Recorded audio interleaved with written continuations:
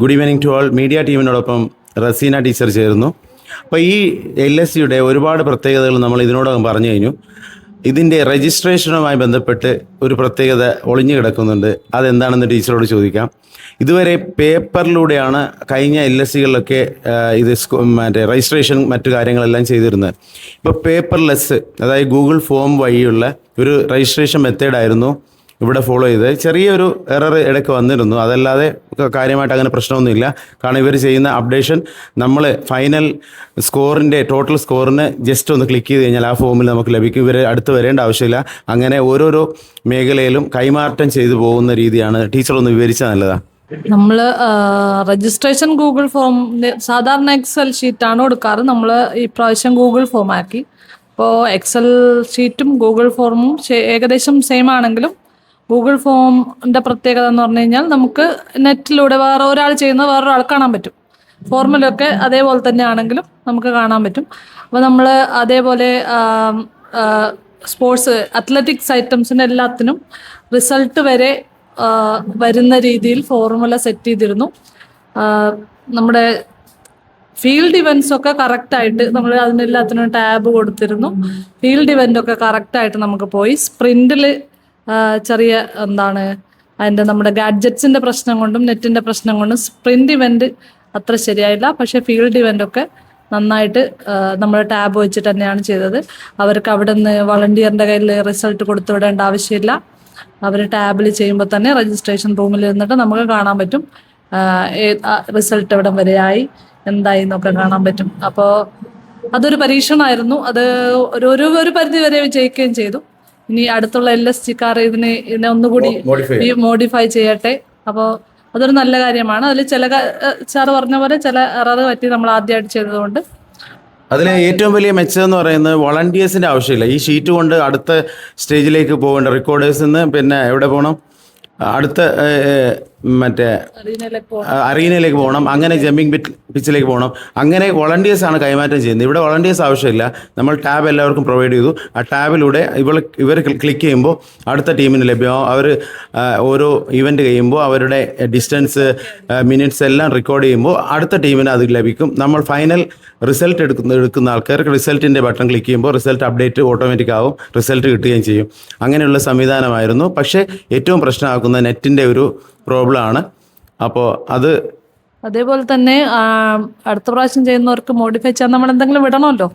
അപ്പോൾ ഈ call room കൂടി ഇതിൻ്റെ കൂടെ ഉൾപ്പെടുത്തിയാൽ നമ്മൾ ഈ പ്രാവശ്യം ചെയ്തില്ല. കോൾ റൂമിൽ കൂടി ഇതുപോലെ ഒരു സിസ്റ്റം ഉണ്ടെങ്കിൽ അവിടെയാണ് നമുക്ക് കുറച്ച് പേപ്പർ ചിലവായത്. കോൾ റൂമിൽ നമുക്ക് കുറച്ച് പേപ്പർ ചിലവായിട്ടുണ്ട്. അപ്പോൾ കോൾ റൂമിൽ കൂടി ഈ സിസ്റ്റം കൊണ്ടുവരികയാണെങ്കിൽ നമുക്ക് കോൾ റൂമിലും പേപ്പർ ഒഴിവാക്കാം. അവിടെ നിന്നും ഈ നമുക്ക് സിസ്റ്റത്തിൽ കൂടി തന്നെ ടിക്ക് ചെയ്ത് വിടുമ്പോൾ ഒരുപാട് നമുക്ക് പേപ്പർ വേസ്റ്റ് ഒഴിവാക്കാം. സംഗതി ഇങ്ങനെ കേൾക്കുമ്പോൾ സിമ്പിൾ ആണെങ്കിലും ഇത് എത്രയോ രാത്രി കുത്തിയിരുന്ന് ചെയ്തതാണ് വർക്ക്. ടീച്ചർ എപ്പോഴും രാത്രി 12-1 മണി വരെ ഒരു 10 ദിവസത്തോളം മെനക്കെട്ടിട്ടാണ് ഫോർമുലാസ് എല്ലാം സെറ്റ് ചെയ്തിട്ട് സംഗതിയൊക്കെ ചെയ്ത്. ഓക്കെ, പിന്നെ അതല്ലാതെ വേറൊരു പ്രത്യേകത ഉണ്ടായിരുന്നു. നമ്മുടെ ഈ ലോട്ടിടുമ്പോൾ ഈ പൂളിൻ്റെ ഷെഡ്യൂളിൻ്റെ ഒക്കെ മറ്റേ ഗൂഗിൾ മീറ്റ് വഴിയായിരുന്നു. ഇതുവരെ ആരും ചെയ്യാത്ത സുതാര്യമായ രീതിയിൽ അത് ചെയ്തു, അല്ലേ ടീച്ചർ? അത് സത്യം പറഞ്ഞാൽ എൻ്റെ ഐഡിയ ആയിരുന്നില്ല. അത് ലോട്ടിട്ട സലീം സാറും അക്ബർ സാറും ഒക്കെ എൻ്റെ അടുത്ത് പറഞ്ഞു അങ്ങനെ ചെയ്യാൻ പറ്റുമോ എന്ന് ചോദിച്ചു.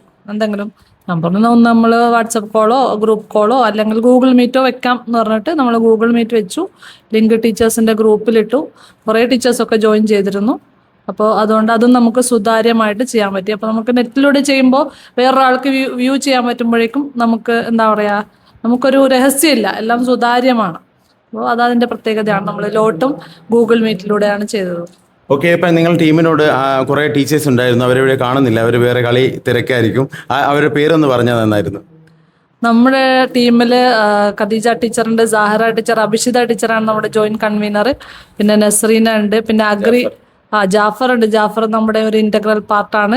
പിന്നെ അതുപോലെ AD യൂണിറ്റിലെ 3 MSc അഗ്രിമാരുണ്ട്. അനീസ, റുബീന, സയ്യിദ. അവരും നമ്മൾ ഫുൾ ടൈം നല്ല ഞങ്ങളുടെ ടീമിൽ എല്ലാവരും നല്ല ടീമായിരുന്നു. അതുപോലെ മൈമൂന, എല്ലാവരും നല്ല ടീമായിട്ട് വർക്ക് ചെയ്തുകൊണ്ട് നമുക്കിടെ പണി എളുപ്പമായിരുന്നു.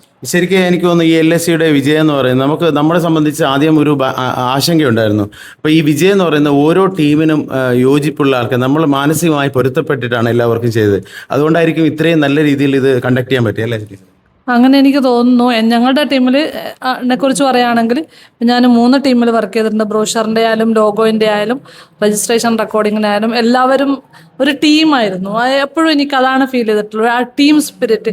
നമുക്ക് ചെയ്യണം, നമുക്ക് ഇത് ചെയ്യണം, എന്തായാലും വിജയിപ്പിക്കണം എന്നുള്ള ടീം സ്പിരിറ്റ് എല്ലാ ടീമിലും, ഞങ്ങളുടെ ടീമിലും മാത്രമല്ല ബാക്കിയുള്ള നിങ്ങളുടെ മീഡിയ ടീമിലും ബാക്കിയുള്ള എല്ലാ ടീമിലും, അതിന് അക്കോമഡേഷൻ ആണെങ്കിലും ഗ്രൗണ്ട് പ്രിപ്പറേഷൻ ആണെങ്കിലും ഹോം ടീമിൻ്റെ ആണെങ്കിലും എല്ലാ ടീമിലും നല്ല ഒരു ഇത് ചെയ്യണം എന്നുള്ള ഒരു ആവേശം എല്ലാവർക്കും കണ്ടിട്ടുണ്ട്. അത് തന്നെയാണ് ഇതിന്റെ വിജയം. പിന്നെ ബ്രൗഷറുമായി ബന്ധപ്പെട്ട് പറഞ്ഞാൽ ബ്രൗഷർ സാധാരണ ഒരു പബ്ലിഷ് ചെയ്യുന്ന അങ്ങനെ ഒരു ചടങ്ങൊന്നും ഇല്ലായിരുന്നു. പിന്നെ പെട്ടെന്നാണ് ഒരു തീമിലേക്ക് വന്നത്.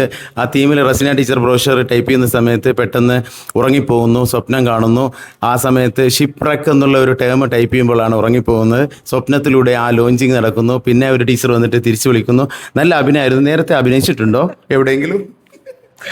പലരും കോൾ ചെയ്തു ഫിലിമിലൊക്കെ അഭിനയിക്കാൻ വേണ്ടി. അതെ, അത് സംഭവം ഞാൻ ബ്രോഷർ ഉണ്ടാക്കിയതാണ്. ബാക്കിയൊക്കെ സർഫറാസ് സാറിന്റെ തന്നെ ഐഡിയ, സർഫറാസ് സാറിന്റെയും പിള്ളേരുടെ ഐഡിയ ആണ്. ഞാൻ ഇത്രേ പറഞ്ഞുള്ളൂ, ബ്രോഷറിന് എനിക്ക് റെക്കോർഡിലേക്ക് കടക്കണം, റെക്കോർഡിങ് വർക്കിലേക്ക് കടക്കണം. അതുകൊണ്ട് ബ്രോഷർ റിലീസിനെ കുറിച്ച് ചിന്തിക്കാൻ എനിക്ക് സമയമില്ല. അതുകൊണ്ട് മീഡിയ ടീം എന്തെങ്കിലും ചെയ്യൂ എന്നാവശ്യപ്പെട്ടു. പിറ്റേ ദിവസം രാവിലെ തന്നെ മുങ്ങുന്ന ഐഡിയയുമായിട്ട് മീഡിയ ടീം വന്നു. പിന്നെ അവരെന്നെ കൊണ്ട് എന്തൊക്കെയോ, സംവിധായകന്റെ കഴിവാണല്ലോ. ഓക്കെ, എനിവേ അതെന്തായാലും വ്യത്യസ്തമായല്ലോ. അടുത്ത LSCക്കാർക്ക് ഒരു തന്നിരിക്കുകയാണ്. നിങ്ങൾ അതിനേക്കാളും ഭംഗിയാക്കി ചെയ്യുക. ഇത് ഒരു റെക്കോർഡായിട്ട് അവിടെ കിടക്കട്ടെ. അപ്പൊ എന്തായാലും അതിന്റെ മുകളിലേക്ക് അടുത്തവർ ചാടണം. എനിക്ക് തോന്നുന്നു LSCയുടെ അടുത്ത ഫ്ലാഗ് കൽപ്പനിക്കായിരിക്കും. ടീച്ചർ കൽപ്പനിലേക്കാണ് പോകാൻ സാധ്യത. അപ്പൊ ഞാൻ കൽപ്പനിലേക്കില്ല, അങ്ങനെയാണെങ്കിൽ പോകാൻ സാധ്യതയില്ലല്ലേ?